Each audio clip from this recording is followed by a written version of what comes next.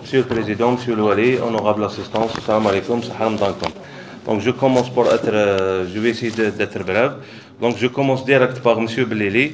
Il a posé la question concernant l'état d'avancement des équipements publics, concernant l'éducation.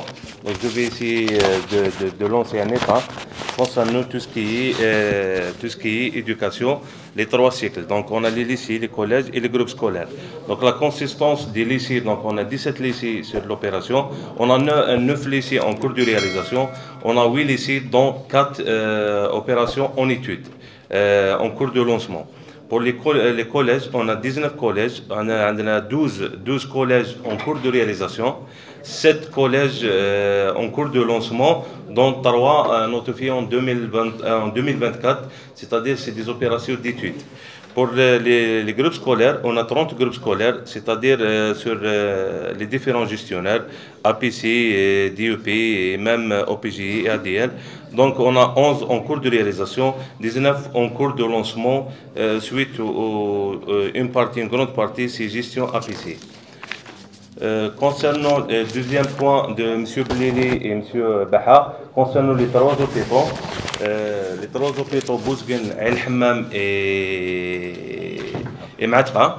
Donc concernant Bouzguine et El Hammam, donc les taux d'avancement par rapport à tout ce qui est notifié contractuel, pratiquement en voie d'achèvement. Néanmoins, le reste à réaliser, on a préparé des cahiers de charges, préparé déjà en instance d'engagement par rapport à la notification de la décision de l'évaluation qui est environ de 2 milliards 200 pour les 3 hôpitaux. Pour l'hôpital de Matka, donc l'entreprise, c'est-à-dire en cours de réalisation, mais timidement par rapport à la rupture du contrat de bureau d'études. Néanmoins, le cahier des charges a été préparé et sera déposé dimanche, Inch'Allah, pour le suivi et pour relancer les travaux suite au retard effectué par l'élaboration du DGD par l'administrateur et le gestionnaire de BUT Berton. Pour le lycée aussi de Ouarzdine, effectivement, donc on a installé l'entreprise, on a 2 opérations, 2 entreprises sur place. Néanmoins, on a connu une contrainte de terrain suite à la nature du sol et éventuellement l'étude du sol. Donc a conduit à des études de sol complémentaires, a été effectuées, qui a conduit à des modifications concernant la structure, tout ce qui est chose déjà réalisée et approuvée partiellement par le CTC. Donc l'entreprise de bloc logement a entamé les travaux. Dans une semaine, on va libérer le deuxième partie par le CTC. Donc ça pour le lycée de Tizernif.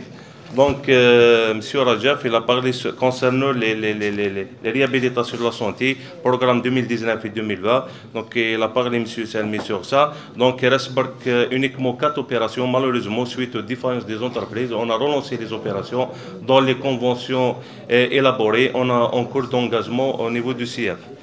Donc, pour M. Aït Ali Belkassi, il a parlé sur le CUM de Aït Meslan. Donc le CUM de Aït Meslan, réhabilitation, c'est en cours, c'est un programme 2022, c'est l'opération en cours de réalisation. Pour le CUM Aqbil, c'est programme confié en 2023, donc dans la convention élaborée en cours d'engagement. Aussi pour M. Zerdoudi, ou bien M. Adjouan, il a parlé sur le CUM Aboud. CUM Aboud, donc effectivement, on a demandé pour le budgétaire pour l'année 2024. Malheureusement, ils n'ont pas accordé le CUM. Néanmoins, le CUM Krim Rabah de Dra Mizan. Donc Krim Rabah a été notifié en 2022. Donc l'entreprise a été retenue. Donc ça va entamer les travaux dans une semaine maximum.